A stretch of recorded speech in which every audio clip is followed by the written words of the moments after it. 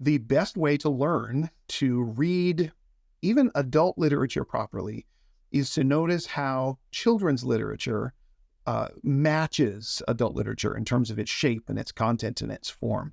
In other words, to read kids' books, picture books, easy books, accessible books in the same way that you will someday read the more difficult ones. Hey everyone, this is Yvette Hampton. Welcome back to the Schoolhouse Rocked podcast. I am here this week with Adam Andrews from CenterForLit, and I know so many of you are already familiar with him. And you may remember I had his lovely wife, Missy, on the podcast. She's been on a couple of times and she's fantastic. And so it's been so fun getting to know their family. I remember hearing Adam give a seminar years and years ago on reading and how to teach our children to read and comprehend. And we're going to talk about all those things this week. We're talking about literature. Literature is one thing. I grew up not reading many books. And it wasn't until I got into my homeschool years with my kids that I started to discover the importance of reading, and not reading just anything, but reading good literature. And so we love reading in our home now. We read a lot, and I read a lot more now than I ever did. And it is so great. It is so rewarding. So Adam's going to talk about those things with us this week. But before we get started, I want to say thank you to our sponsor, CTC Math. If you guys are looking for a great online math program, visit ctcmath.com. Try them out for free, ctcmath.com. Well, Adam, welcome to the Schoolhouse Rocked podcast. I'm so glad to have the other side of the Andrews couple. Yeah. Introduce yourself to us. Talk a little bit about CenterForLit, what you do. Sure. Thank you. It's really good to be with you today. Yeah, I'm Adam Andrews, and I'm Missy's husband. That's my main claim to fame, and the father of our 6 children. And we have been homeschoolers since the early 90s. We actually just finished, a couple of years ago, finished our K-12 education for our last kid. Charlie, number 6, went through the Andrews family homeschool and went off to college. And actually, he just now graduated from college. So it's been a couple of years ago. So we are actually at the end of the homeschool project.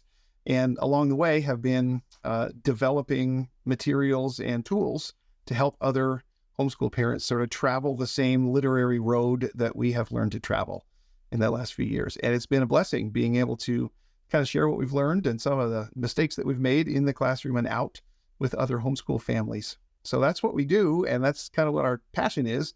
CenterForLit is basically a website full of resources for classroom teachers and homeschool teachers in this subject, literature. Which sometimes gets the reputation of being sort of an academic, philosophical subject. But the way we like to think of it is, it's the study of great stories that are the things through which our culture is transmitted from parents to children, from one generation to the next. We learn by telling stories. We absorb what's important to our people by telling stories and listening to stories and being involved in stories.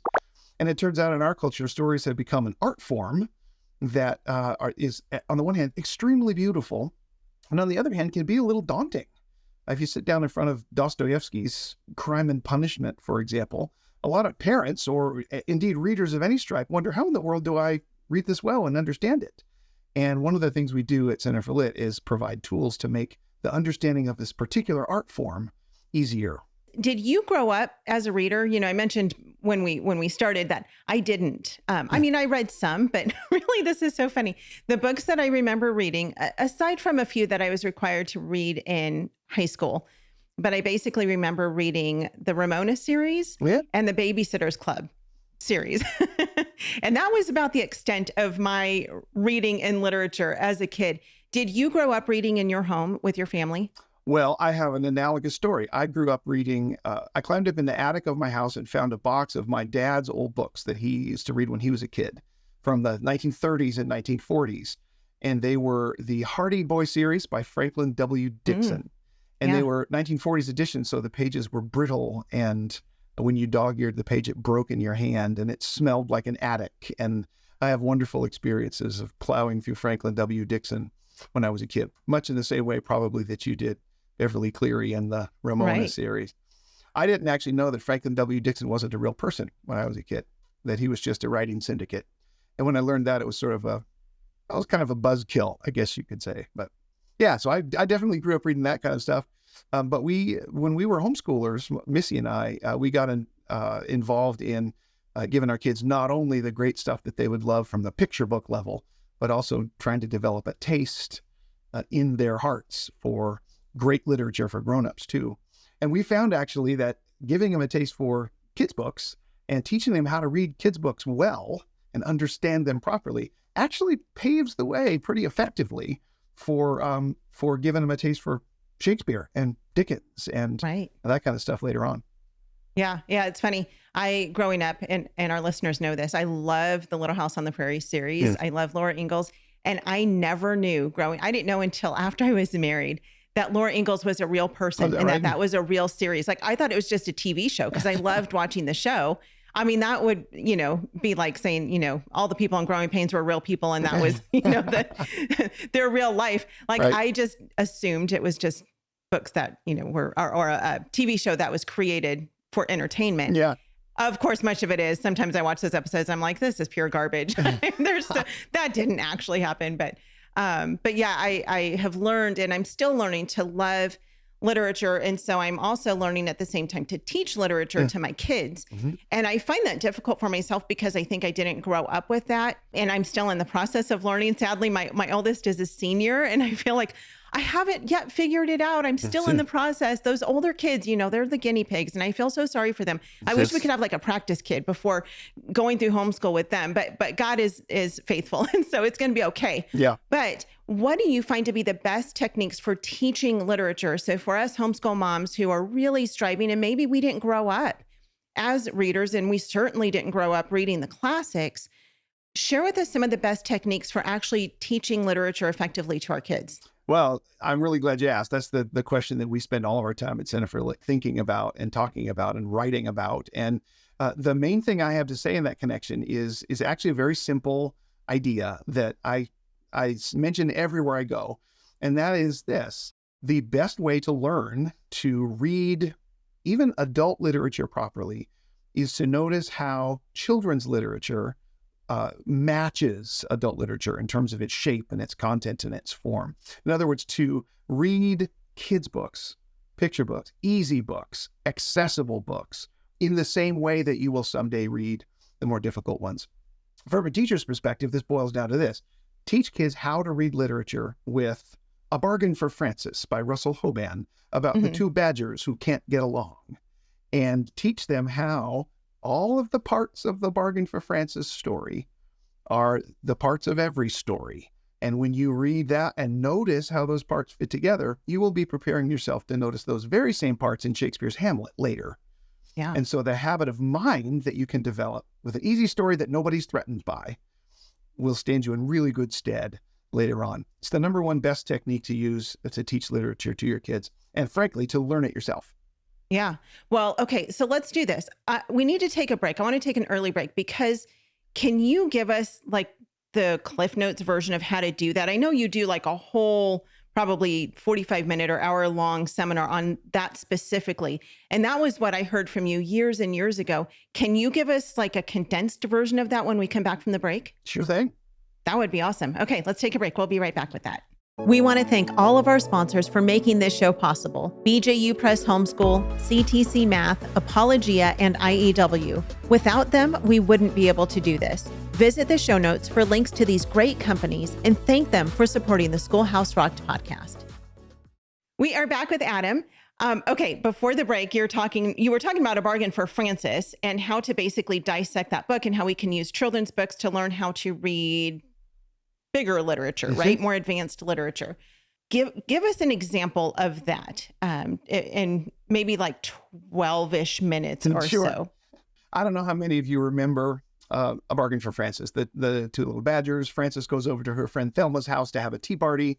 And while she's there, she mentions that she would really like Thelma's tea set, and Thelma kind of swindles her out of the money that she's been saving for a tea set by telling her that the kind she wants doesn't exist anymore. So Francis takes this old yucky tea set and gives Thelma her money. And then Francis realizes that she's been bamboozled out of her money when Thelma goes and buys the tea set that she's always wanted with Francis's money. And so Francis had to figure out a way to get her money back and teach Thelma a lesson about friendship. And they have a little resolution at the end, and they're all friends, and they go off into the night singing songs about how much better it is to be friends with each other than to steal stuff and put one over on your best friend. It's a standard bedtime story at the end of which all 8-year-olds are snuggled in their beds with lessons about morality and the world dancing in their heads. And we read that story and we enjoy it because the Hoban's a great writer and the illustrations are awesome. And we can actually just go to bed after that if we want. What you could also do is ask a couple of questions about the story related to the structural elements that all stories have in common. You could say, for example, who's the protagonist of this story? Of course, it's Francis the Badger. And you can ask a follow-up question. What does this protagonist want the most in this story? To which the answers will be dependent on the age and intellectual maturity of the student or of the person you're discussing with. For example, a 5-year-old might say, Francis wants a tea set. Clearly, she wants Thelma's tea set, or she wants a blue china tea set, or whatever it is. And then you could ask another question. Why can't Francis have what she wants? What's the obstacle standing in her way? Well, the kid might say she doesn't have enough money. Well, that's actually not true. She has plenty of money, but Thelma, it turns out, has deceived her. And so the problem, the obstacle to Francis getting what she wants is Thelma's deceit. The relationship between them is broken in some way. What a great little moment for a conversation. You could also answer the question, what Francis wants in a much different way. Francis also wants the kind of friendship with Thelma that is safe, right? She wants a safe friendship where you don't have to watch your back all the time and to wonder whether your best friend of a million years is going to stab you. Why can't she have that? What's the obstacle in her way? Well, again, it's the fact that Thelma is dealing badly with Francis. And so in both of these cases, though the conflicts are different, they sort of belong in the same category. It's a man versus man conflict. As you're having this conversation about the protagonist and what she wants and why she can't have it, you begin to notice that those very same questions can be asked of Shakespeare's Hamlet. What does Hamlet want? Well, a couple different things. He wants to be avenged on his uncle who has murdered his father. But also, he wants to know for sure if his uncle has really murdered his father, and if the ghost that has appeared to him in Act 1, Scene 1 is telling the truth or is even a real thing. Hamlet is facing a couple of different obstacles that are very, very similar, it turns out, to Francis's obstacles in A Bargain for Francis. And maybe even more importantly, the same questions asked between teacher and student can bring these things to light in both cases. So that if you learn to ask of Francis, who is the protagonist? What does she want? Why can't she have it? What kind of conflict is this? You're learning to ask those questions of any book you read. The method that we have developed takes all of the structural elements of fiction, including character and protagonist, which we just talked about briefly, and does the very same thing with all the other structural elements. For example, plot. What's the plot of a story? Well, it's the sequence of events that the story goes through from beginning to end. But importantly, every plot has what we call a climactic moment, a climax. Is there a point in the story when the main question of the story is answered or resolved? It turns out in A Bargain for Francis, there's this moment when Francis goes to the candy store after her sister Gloria has said, it's happening to you again. Thelma is pulling a fast one on you. She's buying your tea set right now. And Francis goes to the candy store and sees it happen. Thelma is using the fruits of her ill-gotten gain to buy the tea set. And Francis turns away from the shop window and she says, Mother told me to be careful about you, but now you better beware because I am going to win. And Francis's whole mind changes and her whole perspective changes, and she turns the tables on Thelma and beats her in a battle of wills and drags her back to the bargaining table and says, you want to be friends with me or don't you? And it turns out that this moment is a real turning point in the story because Francis goes from being a naive, young badger that just gets taken advantage of at every turn to being a mature, worldly wise badger who knows how to handle people that present difficult relationships. There's a climactic moment, in other words. Yeah. In Hamlet, you could say the same thing. What's the climactic moment of Hamlet? At what point does the main problem of the story get resolved? And if the main problem of the story is, will Hamlet take revenge on Claudius, his devious uncle? There is this moment in Act 3 of Hamlet where Hamlet is watching Claudius at prayer. And Claudius is praying, saying, oh, I'm guilty. I can't even confess because I've murdered my brother. And Hamlet is standing behind him with a dagger in his hand. And the question is he going to do it? Is he gonna avenge himself on his father and kill his uncle? And he decides not to. He says, oh no, I don't want to kill him while he's at prayer. Then he'll go to heaven. But I'd rather kill him in his bed and he can go to hell. And so Hamlet decides not to avenge himself, and disaster eventually ensues. It's a climactic moment, a turning point. What we do with every element of fiction in our approach is ask the questions that force the student to think, how is this moment, how is this element of the story contributing to the overall theme? And we find that when we learn how to do it in Francis, we can also do it in Hamlet. The other elements that work, not just characters and not just plot, we talk about the setting of the story that way. Hamlet happens in a windy Dunsinane castle, or whatever the castle is, Elsa, I can't remember. And Francis, the story happens in a little Badger neighborhood where everything is sunny and light. And those things have thematic significance, right? We talk about the conflict underlying a story. That's another one of the structural elements. But with every element, we approach it the very same way. Ask a set of kind of generic questions that make that structural element clear, that can eventually later be applied to any work of literature at all. Yeah. That's amazing. And you know, what's incredible is when you think about that, is relating that to life. And we had Jonathan Brush on quite some time ago, a couple months ago, and he was talking about the importance of asking questions, like teaching our kids to ask questions about their lives. And as we think about asking all these questions, in turn, our kids, I think, naturally will learn to ask those questions about themselves. Yeah. Who is the protagonist in their lives? Absolutely. Is right. it you or is it God? I mean, who's really in control of this story, right? Absolutely. And what is the setting, and what is that climactic moment? And there are many, of course, in our lives, because our lives are an ongoing story written by the Lord. Yeah. But there are so many things to consider as we're reading books that I think naturally our kids will start to ask questions about their own lives and about, what is my purpose? And that all really goes back to God created us on purpose for a purpose. What is my purpose on this life? And what will I do with this life in this setting and on this earth that God has placed me in? I agree. In fact, one of the things I like to say when I'm talking about this subject is that the language of stories is, in one profound sense, the language of God. Yeah. What we know about who God is and what he has to say to us comes to us in the form of a story. And it has a protagonist, and it has an initial conflict. It has an obstacle between the protagonist and his goal. It has a climactic moment. The shape of God's testimony to us is the shape of a story. And so in a sense, when we're learning how to read human stories, we're learning the map of the language of God. And the way you apply it just now to a kid thinking about his own life is just another example of that. Absolutely. Yeah. And God is the perfect author of our lives. He is writing our story. And sometimes it's hard to watch these chapters roll by and you're like, okay, can we end this chapter? This one is so hard. And then we get to another chapter and we see God's beauty and his glory and his faithfulness. Yeah, that's really true. Every story, it turns out, every story in the world, except for Goodnight Moon by Margaret Wise Brown. I say nothing about that story. But every story after its climactic moment has what we call a denouement and a conclusion. It has a falling action. It has a section where the tension that was building in the first half of the story is resolved. And it comes down to a conclusion where, not in a human story, it's not necessarily that all is well, it's that all is settled. Yeah. And there is an element of that in the language of God too, that we can take great comfort in, right? In the end, though we are in the rising action still, and we are in the conflict still, there will A, be a climactic moment, and B, a denouement, and C, a resolution where not only is all settled, but all is indeed well. Yeah.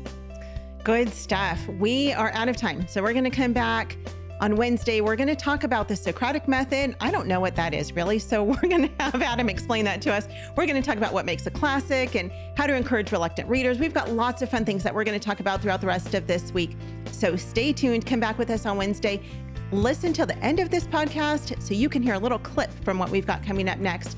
Thank you guys so much for being with us. Adam, share with our listeners where they can find out more about you and CenterForLit. CenterForLit.com. CenterForLit.com. All right. We'll put those links in the show notes. If you guys have not yet signed up for our newsletter, go to our website, SchoolhouseRocked.com. You can sign up there, keep in the loop on what we've got going on. And if you've not yet watched the movie Schoolhouse Rocked, you can find it there as well. You can stream it for free. Have a great afternoon. We'll see you back here on Wednesday. Bye. Education is discipleship, and this is something I didn't understand until I was probably 3 years into homeschooling. The Bible teaches us in Luke 6:40 that when a student is fully trained, he will be like his teacher. And as we look around the culture right now, I think it begs the question, who is teaching our children? Who is teaching our children, and what are they teaching our children? And to me, the primary benefit of having my children home with me is I am able to impart my worldview to my children. The author tells us right from the beginning, this is going to be a story about a guy who will not be reconciled to someone who has given him offense, and it destroys him. And we realize as we read the Iliad, oh, now I know why everybody reads the Iliad, because that theme, the destructive effects of bitterness when you nurse it in your heart and refuse to be reconciled, is relevant to everyone. We still do that today. I did that last week. That's the kind of thing that's human down at the very bottom. And furthermore, Homer tells that story in a compelling way that you do not soon forget. And so we come to this definition of a classic. A classic is a story that deals with a universally compelling theme in a compelling way. Content and style combine to make a classic.